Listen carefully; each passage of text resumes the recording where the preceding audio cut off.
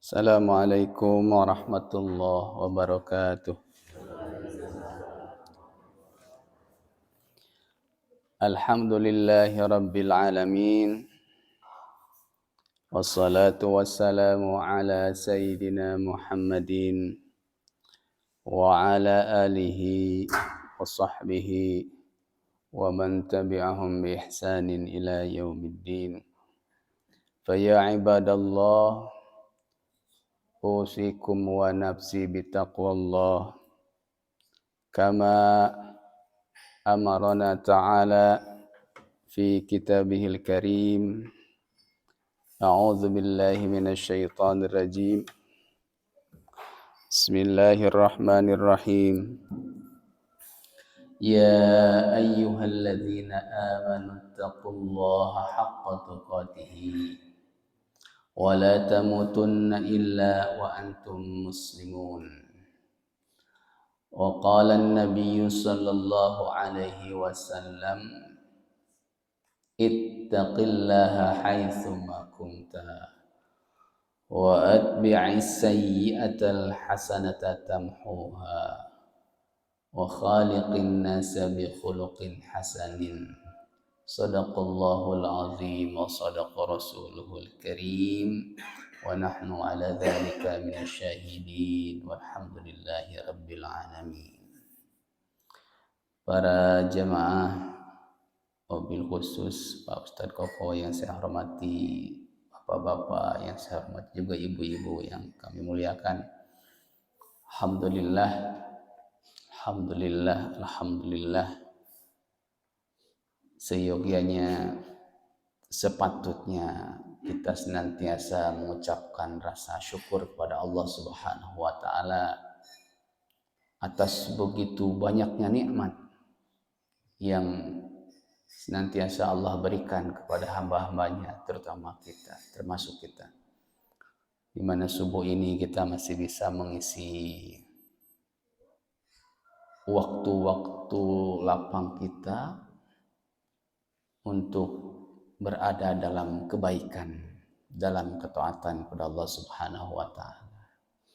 Salawat serta salam semoga senantiasa tercurah kepada junjungan kita semua, Kanjeng Nabi besar Muhammad sallallahu alaihi wasallam, juga kepada para sahabatnya, keluarganya, tabi'in, tabi'in hingga seluruh umatnya. Dan kita tepetot tidak berhenti berharap semoga kita termasuk umatnya Kanjeng Nabi yang mendapatkan kebahagiaan dunia dan akhirat. Amin ya Allah ya rabbal alamin. Para jamaah yang dirahmati Allah Subhanahu wa taala, syukur. Kajian subuh ini mungkin bukan kajian lah ya, sekedar sharing mungkin ya, sekedar sharing. Tapi alhamdulillah tadi dimulai dengan bacaan Al-Qur'an. Tidak ada salahnya juga kita kajian sedikit bacaan Al-Qur'an, wabil khusus mengenai nikmat, dalam hal ini mensyukuri nikmat. Dalam ayat ke-7 surah Ibrahim yang saya yakin para jamaah sudah mengetahuinya, sudah hafal, hafal mah gitu ya, tapi rata-rata hafal insyaallah. Allah berfirman, a'udzubillahi minasyaitonir rajim. Wa id ta'adzana rabbukum la in syakartum la azidannakum wa la in kafartum inna 'adzabi lasyadid. Shadaqallahul azim. Nah, kalau kita artinya kurang lebih wa id ta'adzana rabbukum, dan ketika Tuhan kalian memaklumatkan, menyatakan, dalam tafsirnya katanya Allah itu bersumpah, la in syakartum, jikalau kalian mensyukuri nikmatku, kata Allah, la azidannakum, pasti aku tambah nikmatnya kepada kalian. Ada kata la azidannakum. Pasti kata Allah. Ini sumpah Allah. Kalau kita mensyukuri nikmat Allah, pasti kata Allah akan ditambah. Pasti langsung. Tetapi kalau kita kufur, Pak, wala in kafartum, dan jika kalian kufur atas nikmatku, kalimatnya tidak seperti yang tadi kita bersyukur. Allah tidak bilang pasti kami azab kalian, tidak. Sungguh Allah bilang la'u'adzibannakum, pasti akan kami siksa kalian, enggak. Rahman Rahimnya Allah cuman merek isyarat inna azabi kade, sesungguhnya azabku sangat pedih, kade gitu ya. Kalau kita kufur, kita tidak tobat, maka kita dapat azab. Tapi kalau kita sempat mengkufuri nikmat kemudian sadar, Allah tidak akan mengazab. Makanya kalimatnya itu la in syakartum la azidannakum. Kalian syukur pasti kami tambah. Wala in kafartum, tetapi kalau kalian kufur, tidak la u'adzibannakum, tidak akan pasti kami azab. Tapi kade kata Allah, sesungguhnya azabku itu pedih. Nah, para Bapak Ibu, dari ayat ini kita bisa mengambil faedah diantaranya untuk mendapatkan rizki yang banyak, diantaranya ketika kita dapat rizki, kita mensyukurinya. Malah dalam hadis lain, kalau kita banyak dosa, Nabi kantos bersabda, innal abda la yuhramu ar-rizqa bidzambi yusibuhu. Sesungguhnya hamba itu bakal terhalang dari mendapat rizki karena dosa yang dia kerjakan. Nah, kalau kita syukur atas nikmat, pasti Allah tambah. Tapi kalau maksiat, kade rizki bisa terhalang. Makanya di masyarakat kita sekedik-sekedik syukuran gitu ya. Alhamdulillah budak naik kelas syukuran. Budak katampi di sekolah negeri syukuran. Itu bukti mensyukuri nikmat dan berharap Allah ridho dan memberikan tambahan nikmat lagi. Wa amma bi ni'mati rabbika fahaddits. Nah, adapun ketika kalian terhadap nikmat Tuhanmu, ya diutarakan, diwujudkan, dilihatkan, dinyatakan. Nah, para jamaah, mungkin pada kesempatan kali ini saya mengambil sebuah hadis juga. Kata Rasulullah SAW, ni'matani maghbunun fihima katsirun minan nas. Kata Rasul, ada dua nikmat yang banyak manusia tertipu atas yang kedua ini. Apa itu dua nikmat? Ternyata bukan nikmat kemerdekaan, Pak. Bukan nikmat harta banyak. Kata Rasul, as-sihhatu wal faragh, yaitu nikmat sehat dan nikmat waktu luang. Nah, saya mungkin fokus karena kebetulan diamanahi jadi dokter, saya nikmat sehatnya lah. Nah, kita lihat Pak ya. Mudah-mudahan ini bermanfaat buat kita semua. Jadi kalau kita lihat konsep syukur itu ketika kita mendapat nikmat, selain kita memperlihatkan rasa terima kasih kita kepada Allah Subhanahu wa taala. Yang pertama dengan hati yang benar-benar mengakui ini nikmat besar dari Allah. Keridhaan hati, kerelaan hati mengakui bahwa ini karunia yang besar dari Allah. Yang kedua lewat lisan. Biasanya kita disunahkan, ya diwajibkan begitu ada nikmat, kita apa yang sebutkan, Bu? Alhamdulillah. Alif lamnya itu karena lil istighraq. Jadi semua yang berkaitan dengan pujian itu milik Allah Subhanahu wa taala. Alhamdulillah, itu lisan kita. Tapi nikmat syukur juga harus dibuktikan dengan perbuatan. Nah, ketika kita mendapatkan nikmat, yang pertama kita harus menggunakan nikmat itu sesuai pemberi nikmat. Sesuai pemberi nikmat. Kalau kita diberikan oleh orang tua kita, misalkan atau orang tua,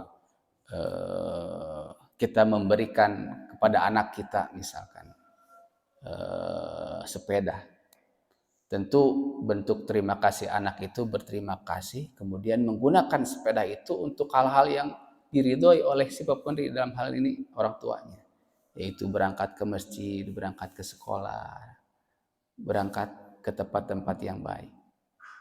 Begitupun ketika kita diberi nikmat oleh Allah, maka kita gunakan nikmat itu dengan hal-hal yang diridhoi Allah Subhanahu wa taala. Kita diberikan kesehatan, maka kita gunakan kesehatan ini untuk ibadah. Karena ternyata kalau kita tidak sehat, sakit, ibadah itu terbatas. Terbatas. Begitupun dengan waktu luang. Waktu luang itu kita isi dengan ketaatan ibadah kepada Allah Subhanahu wa taala. Jadi yang pertama, menggunakan nikmat itu sesuai dengan al-mun'im, si pemberi nikmat. Yang keduanya adalah menjaga nikmat itu, kalau kita bisa jaga, sebagai bukti syukur kita si pemberi nikmat.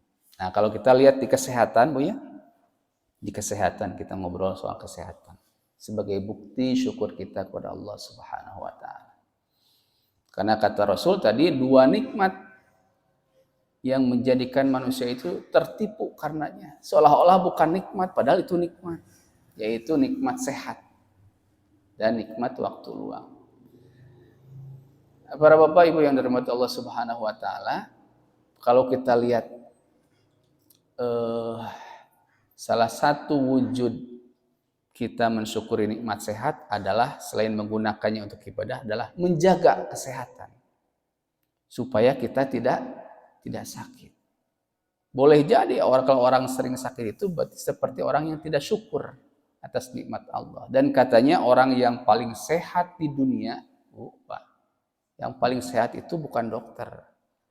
Katanya Kanjeng Nabi Muhammad sallallahu alaihi wasallam. Saurna penelitian anjina menderita sakit itu 3 kali saurna teh.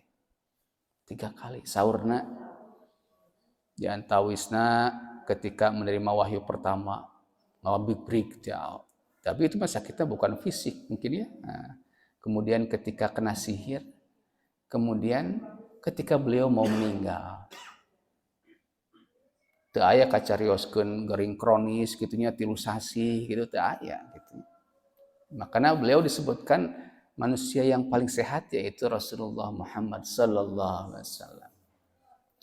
Nah, para Bapak Ibu, kalau kita melihat survei tahun 2023 saurna, penyebab kematian terbanyak di Indonesia, penyebab kematian terbanyak di Indonesia itu ada yang tahu Bu apa Bu? Kunaon Bu? Penyebab penyakitnya maksudnya penyakitnya. Penyebab kematian terbanyak di Indonesia, penyakit yang pertama itu katanya stroke. Stroke penyakit saraf ya, Pak. Yang kedua baru jantung. Yang kedua baru jantung. Air rombeun mah teu menyebabkeun mati Bu nya, teu moal eta mah. Insyaallah. Janten kahiji teh stroke, kadua jantung. Meskipun di dunia kebalik, secara dunia mah nu kahiji jantung, nu kadua stroke. Sim kuring kamari kantos ngabahas jantung di dieu nya soal bantuan hidup dasar, ayeuna masalah stroke. Karena upami masalah stroke itu sebetulnya kita takutna dicap sebagai orang yang tidak mensyukuri nikmat dengan menjaga kesehatan otak orang. Karena upami stroke itu secara kedokteran penyakit yang diakibatkan gangguan pembuluh darah di otak. Tiasa karena aya sumbatan di otakna pembuluh darahna, tiasa pecah pembuluh darahna. akibat dua hal ieu maka fungsi otakna kaganggu. Fungsi otaknya terganggu. Tahu upami jalmi terserang stroke, itu yang bersangkutan repot, keluarganya juga repot.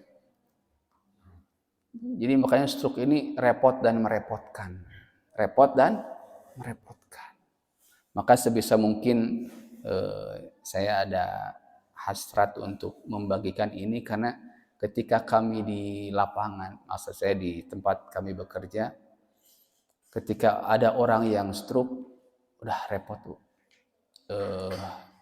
Tidak akan seperti penyakit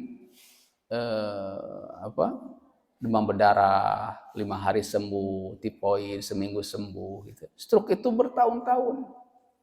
Kalaupun sembuh ada gejala sisa. Itu butuh ketelatenan. Karena katanya begitu otak sudah rusak, tidak akan bisa kembali lagi. Nah, otak sudah rusak, tidak akan bisa sehat lagi. Tetapi fungsi otak yang terganggu itu bisa di-cover atau diganti dengan otak yang di sekelilingnya. Tapi itu butuh waktu, butuh latihan, makanya fisioterapi, mau cekap sebulan 2 bulan. Tetapi ada clue-clue Bu, Bapak, supaya kita terhindar dari penyakit ini. Ikhtiarnya. Untuk penyakit ini Bapak Ibu, pertama mungkin kita mengenali gejala secara masyarakat awam. Nah, kalau kita menemukan ini, cepat-cepat dibawa ke rumah sakit.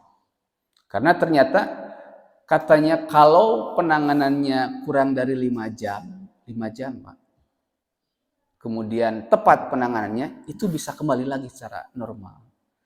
Nah, sayangnya di lapangan itu kadang tidak sedikit yang datangnya itu sudah sehari, 2 hari, ya udah susah sembuh nanti. Nah, tapi kalau masih kurang dari 5 jam, itu kalau penanganan tepat bisa sembuh. Nah, apa katanya gejala-gejalanya? Kita tahu ini kemungkinan stroke yang harus kita cepat bawa ke rumah sakit. Nah, Kementerian Kesehatan itu memberikan clue buat masyarakat awam, itu clue-nya itu segera ke RS. Itu singkatan Bu, segera ke RS. Yang pertama, kalau kita melihat ada orang, naudzubillah, bukan keluarga lah ya, ini siapapun, tiba-tiba senyumnya miring, senyumnya tidak simetris. Kalau itu mah normal, tapi tiba-tiba bengok, misalkan senyum nanti. Nah, senyum mana miring atau tidak simetris, hati-hati, cana ke rumah sakit enggal-enggal. Tiba-tiba miring sebelah. Ke nuka 2, gerakannya tiba-tiba sebelah lumpuh. Tiba-tiba weh. Namanya stroke mah tiba-tiba, sadayana tiba-tiba. Segera tahra nate bicarana tiba-tiba rero, balelol, asana lancar janten balelol. Aya kieu langsung segera ke RS. Kemudian kena naon? Kena itu kebas, kesemutan sebelah biasa. Aya ieu canda ke rumah sakit enggal-enggal. Segera ke RS. R nu terakhir naon? Pada pasien dengan gejala stroke sok aya gangguan rabun penglihatan, tiba-tiba terjelas. Sapali. Aya kitu canak heula ke rumah sakit. Karena kita mengejar waktu kurang 5 jam. S nu terakhir biasanya sok aya sakit kepala, gangguan keseimbangan, canak ke rumah sakit. Memang kalau cuma satu sakit kepala hungkul belum tentu stroke. Tapi lamun semuanya aya ieu enggal-enggal canak. Meskipun tadi kita wanti-wanti berhati-hati bagus ketika senyumnya tiba-tiba miring, canak ke rumah sakit. Ketika tiba-tiba geraknya lemah sebelah, canak ke rumah sakit. Pasti cekku dokter sanes stroke-nya, alhamdulillah. Tapi kalau ternyata stroke dan kita masih waktunya ada 5 jam, itu bisa sembuh lagi. Ya tentu kalau stroke-nya itu ada 2 tadi, ada sumbatan, ada pecah pembuluh darah. Kalau pecah pembuluh darah sesah Bu. biasanya tertolongna agak sesah. Tapi kalau yang sumbatan biasanya pasiennya masih emut, masih sadar. Mau bicara balelolo ya. Tapi kalau pasien atos tiba-tiba koma misalkan itu biasanya pecah pembuluh darah dan itu sesah biasanya. Nah, tapi kumaha supaya orang bisa terhindar dari itu, dari stroke itu. Nah, karena ini penyakit pembuluh darah, Bapak Ibu. Jadi yang pertama itu katanya kita ketika Bapak Ibu memiliki darah tinggi. Nah, karena faktor resiko itu terbesar dari darah tinggi. Jadi harus sering dikontrol, Bu. Kalau punya darah tinggi, punten harus sering dikontrol. Dulu saya pernah praktek di Kabupaten Bandung, di Garut, di Kadungora. Itu ada ibu-ibu yang dok nyeri kepala, seperti 200 langkung. Sanes hebat teh. Kalau udah tensi di atas 200, itu biasanya pembuluh darah itu sudah nggak bisa lagi menahan lonjakan tiba-tiba. Karena begitu ayat tiba-tiba tensi tinggi, pecahlah pembuluh darah. Jadi yang pecah pembuluh darah itu biasanya rata-rata tensinya di atas 200. Lama terus 200 tiba-tiba ada lonjakan pecah. Jadi kalau tensi 140 nggak akan pecah, 160 nggak akan pecah. Pertama itu, jadi kalau ada punya darah tinggi, wayah dia dikontrol. Ini sebagai bukti syukur kita. Karena kalau kita tidak menjaga nikmat yang Allah berikan, siga anu kufur nikmat, siga anu kufur nikmat. Tapi saya yakin yang terkena stroke ini bukan karena kufur, karena ketidaktahuan. Nah, yang kedua katanya biasanya karena berhubungan dengan pembuluh darah, kolesterol yang tinggi. Kolesterol yang tinggi, kebiasaan makan lemak, makan gorengan, tapi udah resep punya. Tapi minimal untuk mengetahui kita tinggi atau tidak, katanya ya tiap 6 bulan dicek lah. Atau napi saya tiap 3 bulan dicek, gitu ya, dicek. Karena kalau emang ketahuan tinggi ya harus dikontrol. Tiasa lewat mengontrol makanan, upami tiasanya ngaleut landong, minum obat. Nah, tadi yang pertama darah tinggi, Bu ya. Yang kedua kolesterol. Berkenaan dengan darah tinggi, saya punya guru saya, dokter syaraf, perempuan, ibu-ibu. Sekarang usianya udah 70 lebih. Tapi masih gaya, masih nyetir sendiri, gaya. Dari seangkatan beliau, yang 2 laki-laki yang ada di rumah sakit kami sudah meninggal. Tapi beliau yang perempuan, gurunya dari guru-guru dokter saraf yang ada sekarang, masih gaya nyetir sendiri. Beliau bilang gini, saya ketahuan darah tinggi itu usia 20-30-an. Itu pun setelah menikah. Nah, baru kawin teh matak darah tingginya sih. Setelah menikah saya kena darah tinggi. Berapa tingginya? 140-an. Jadi di perbatasan tinggi gitu. Tapi dari saat itu sampai sekarang dia minum obat darah tinggi. Barangkali ada yang kenal Dr. Adelina, spesialis penyakit saraf. Oh, itu guru kita lah gitu ya. Sampai sekarang masih minum obat terus-terusan. Karena saya nggak mau stroke katanya.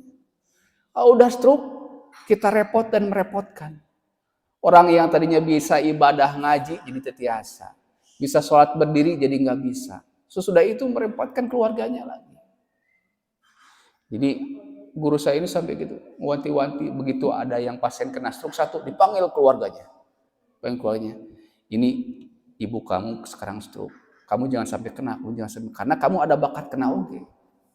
Keturunan itu ada resiko terkena. Resiko dari kolesterolnya, resiko dari kencing manis kalau ada kencing manis. Dikasih edukasi supaya jangan kena stroke. Ya, jadi pertama kita menjaga darah tinggi, kalau ada tekan darahnya ya, kemudian kolesterol dijaga, kemudian yang terkena penyakit gula, kencing manis harus dijaga itu. Karena ternyata dari kencing manis kemana-mana. Dari kencing manis bisa menyebabkan darah tinggi, bisa menyebabkan kolesterol tinggi. Kemudian katanya untuk menghindari yang lainnya adalah membiasakan gaya hidup yang baik. Apa itu gaya hidup yang baik? Makan jangan terlalu banyak tentu ya katanya. Makan itu karena kalau terlalu banyak berpotensi tidak kekontrol kolesterolnya teh ya, kalau gula ada gulanya teh ya. Kemudian berbanyak olahraga Pak. Olahraga. Rasul itu mengajarkan olahraga apa aja Bu Rasul? Sanes futsal, sanes. Eta cenah futsal hari teh. Kata Rasul itu ajarkanlah ya aktivitas olahraganya itu apa Pak? Berenang.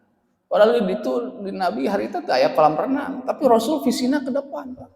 Berenang.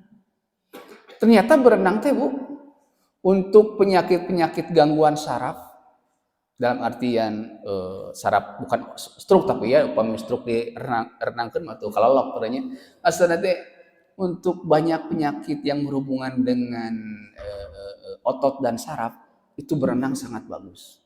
Sangat bagus. Ini dialami saya sendiri, Bu. Saya pernah suatu saat pulang dari pengajian, mungkin karena duduk sila terlalu lama, Pak Ustaz. Duduk sila agak terlalu lama, kemudian pulang ke rumah, pagi-pagi tidak bisa jalan. Tetiasa jalan. Tetiasa tatih, sampai kajaman kita tetiasa. Sampai itu, tetiasa gerak, Pak. Punten-punten sampai kehampangan ge dicanak angge panyiu. Saking ku nyerina. Allahu Akbar, kunaon gitu ya. Kemudian tapi maksakeun dibopong lebet kana mobil, masih tiasa calik ke rumah sakit pakai kursi roda. Juga aki-aki we Bu gitu kayak kursi roda gitu ya. Di pasien obat, kemudian di fisioterapi. Tapi si nyeri teh masih aya. Pas dikojaikeun Bu, diberenangkeun hilang eta nyerina. Direnangkeun. Makanya saur ayeuna dokter rematik ge rata-rata terapina renang. Bayangkan Rasul jauh-jauh hari bilang berenang. Dan saya yakin Rasul mungkin teu kados renang, tapi dari wahyu seperti itu. Aktivitas olahraga berenang. Kemudian beliau kan berkuda kan. Nah, kemudian manah itu mengatur fokus. Artinya gaya hidup kita adalah seminggu teh harus olahraga. Sabar alami olahragana tiap poe, tiap usik atuh teu kedah ya. Saur ahli mah minimal sakatanya Bu, minimal seminggu itu 150 menit. 150 menit itu 2 jam setengah. Itu dibagi dua, dibagi di dua dintenkeun. Sapali sajam setengah, tapi rutin terus.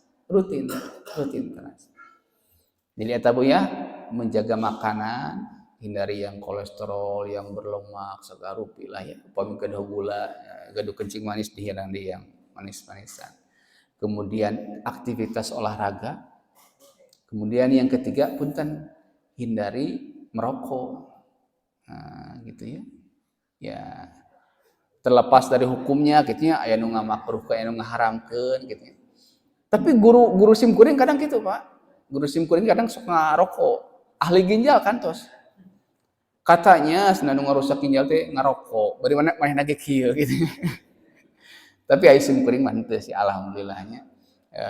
Janten ya ini sebagai bukti mensyukuri nikmat sehat, mungkin menjaga supaya tidak sehat itu dicabut oleh Allah dari kita. Katanya seperti itu. Semua kalau kita hindari, mudah-mudahan kita terhindar dari penyakit stroke tadi yang ternyata itu penyebab kematian nomor 1.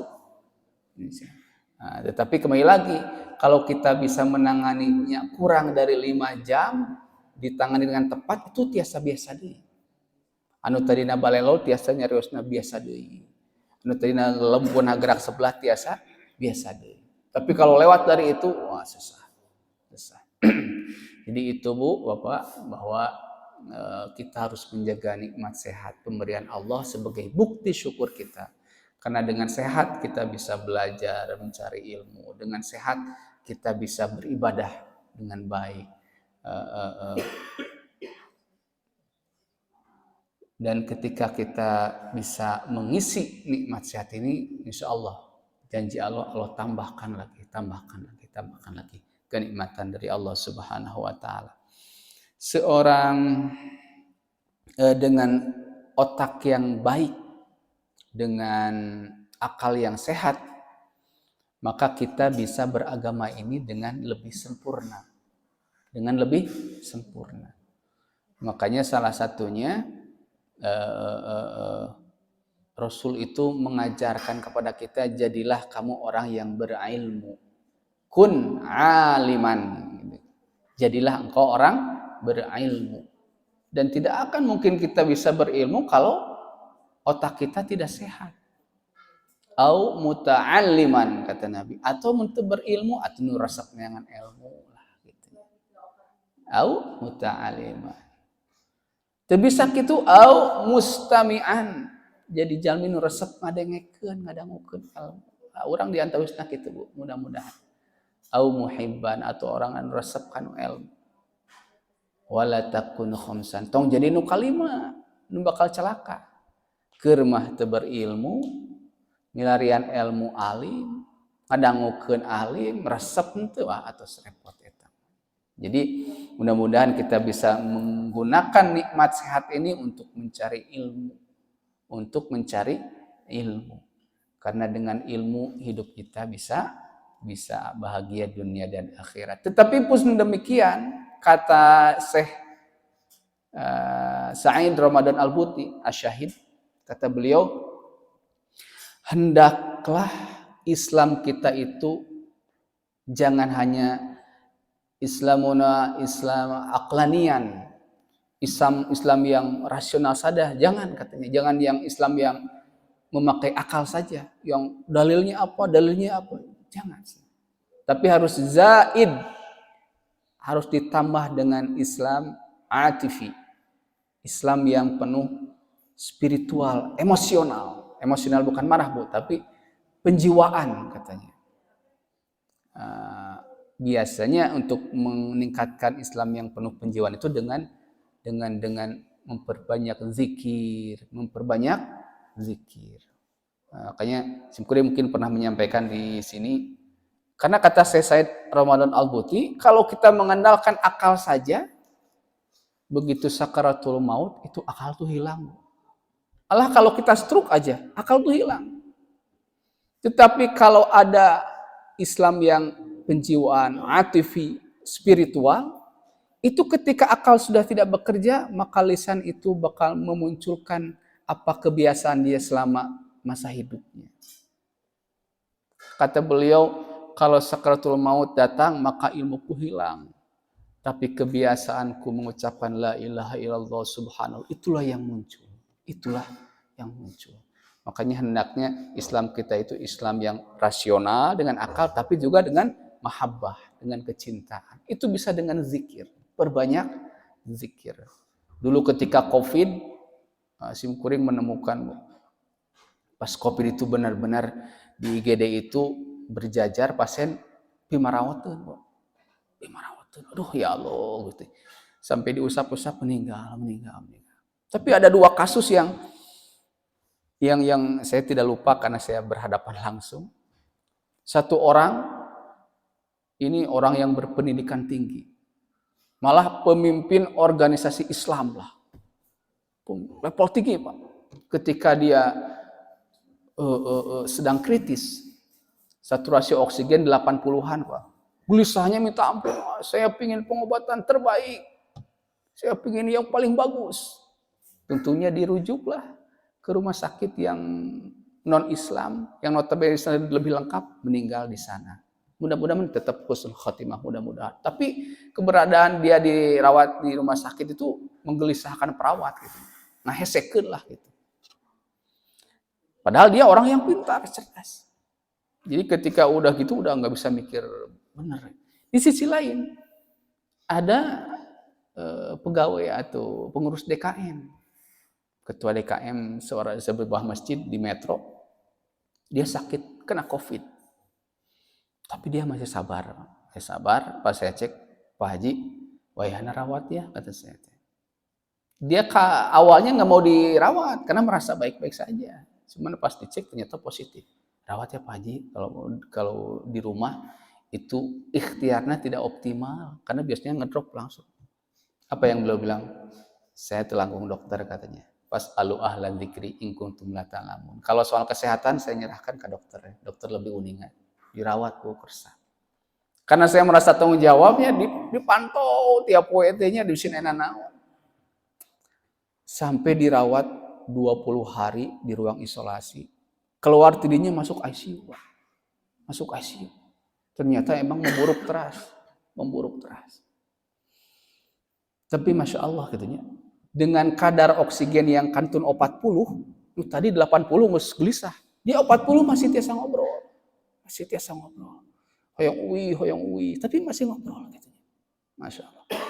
Dengar riweuhkeun, malah bikin kaget dokter, 40 tapi masih bisa ngobrol gitu. Sampailah suatu saat beliau tidak sadar, Pak. Tos emot. Tos emot sih Pak. Begitu tidak sadar saya langsung Pak Haji, zikir Pak Haji.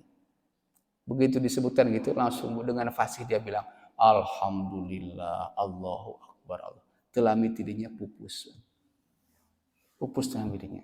Jadi kalau kita lihat dua gambar ini yang tadi yang satu orangnya pintar, tapi begitu keadaan seperti itu udah hilang akalnya. Tapi yang satu ini husnuzonnya saya karena beliau sering zikir atau apa gitu ya. Begitu sakaratul maut langsung zikir itu keluar. Padahal itu tidak bisa dikontrol sama otak sebetulnya. Oksigen udah 40, tapi masih bisa gitu. Dan itu fasih banget. Beliau bilang, alhamdulillah, Allahu akbar. Datang istrinya nengok beliau, nggak lama meninggal. Ini jadi gambaran bahwa dalam mensyukuri nikmat tadi kita, nikmat sehat harus kita syukuri. Ketika ada waktu luang kita isi dengan kebaikan, mencari ilmu, mengisi aktivitas kita dengan ketaatan. Tetapi jangan lupa, kita senantiasa mengisi ruh kita dengan zikir, perbanyak zikir, karena itulah yang akan muncul nanti ketika akal tidak berguna lagi, ketika akal sudah tidak berpikir lagi. Mungkin itu yang bisa kami sampaikan Bapak Ibu, mudah-mudahan bermanfaat. Allahu a'lam bishawab. Assalamualaikum warahmatullahi wabarakatuh.